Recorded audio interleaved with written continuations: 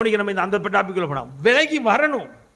உலகத்தாரை போல வாழ்கிறது, உலகத்தாரை போல ஜீவிக்கிறது, உலகத்தாரை போல நடக்கிறது, உலகத்தாரை போல வழிபடுகிறது ஒரு காலம் கிறிஸ்தவத்திலே அது அங்கீகரிக்கப்பட்டது அல்ல. கிறிஸ்து தன்னை பின்பற்றுகிறவர்களுக்கு ஒரு விதிமுறையை வைத்திருக்கிறார். கிறிஸ்து தன்னை சேர்ந்தவர்களுக்கு ஒரு வாழ்வியலை வைத்திருக்கிறார். கிறிஸ்து தன்னை பின்பற்றுகிறவர்களுக்கு ஒரு வழிகாட்டுதலை கொடுத்திருக்கிறார். அதை தேவனுடைய பிள்ளைகள் புரிந்து படித்து கேட்டு விசுவாசித்து அதன்படி வாழ பழக வேண்டும். அதைத்தான் கிறிஸ்து நம்மிடத்தில் எதிர்பார்க்கிறார்.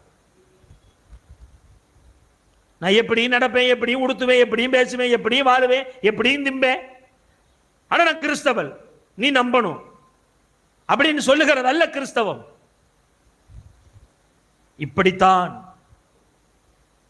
இப்படித்தான் தம்மை தொழுது கொள்ளுகிறவர்கள் இப்படிப்பட்டவர்களாய் இருக்க வேண்டும் என்று பிதா விரும்புகிறார்.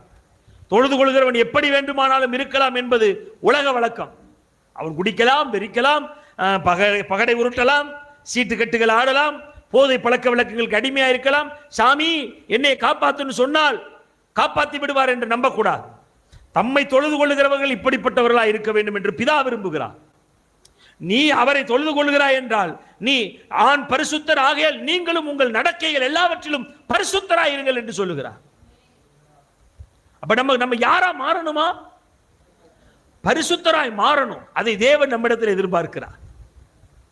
ஏன்னா குடிக்கிற சாமியை கும்பிடுறவன் குடிக்கலாம், ஆனால் பரிசுத்தத்தை ஆராதிக்கிறவன் பரிசுத்தமா தான் இருக்கும்.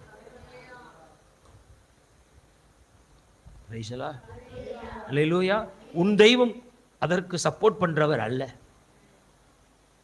அதை நீங்க தேவனுடைய பிள்ளைகள் உள்வாங்கணும். அப்ப இவைகளிலிருந்து விலகி வந்து கர்த்தரை நாம் தொழுது கொள்ள வேண்டும்.